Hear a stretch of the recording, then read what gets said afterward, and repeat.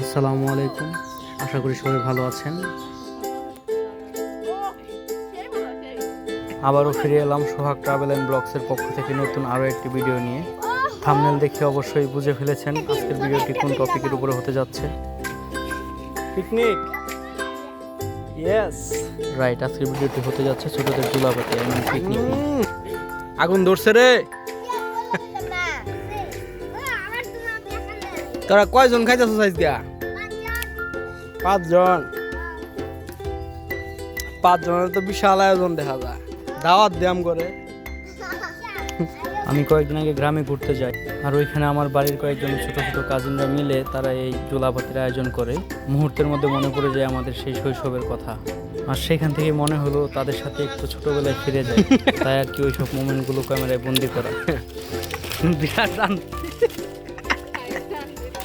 বেশ অনেকটা সময় নিজেকে ওদের মতো করে উপলব্ধি করেছি। তো চলুন আর কথা না বাড়িয়ে ভিডিওটা উপভোগ করি। আগুন জ্বালাবার যায় তোরা তো শহীদ হয়ে যাইতেছ। তুই কি ক্লান্ত হয়ে গেলি রে বয়ে থাকতে থাকতে? ওই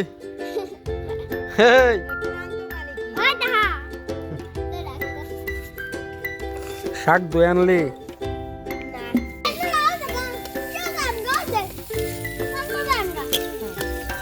এটার মধ্যে কি শাক হইতেছে নাকি? আর এটা তো খিদায় খালি ফাল পারতেছে, এরকম খিদা লাগছে, খালি উত্তেজিত হয়ে যাইতেছে খিদার ঠেলা।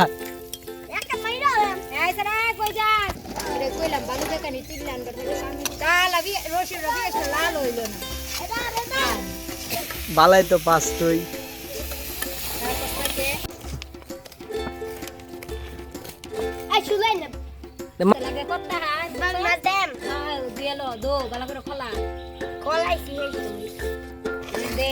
খিদায় বিরাটই হয়ে গেছে গা।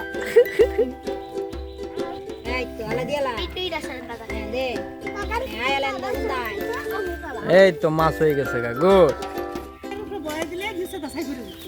শেষ রান্না আপু? এই তো ডিমবাজি হয়ে গেছে, মাছ, শাক, আর এটা তো খিদায় অস্থির হয়ে গেছে গা। আরে ওরে দেশে ওই তো উদাস হয়ে গেল।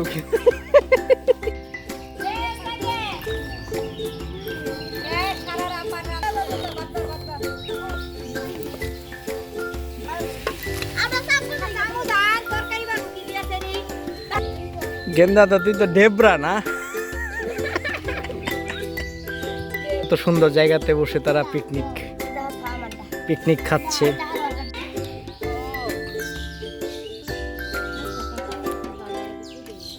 প্লেট নে।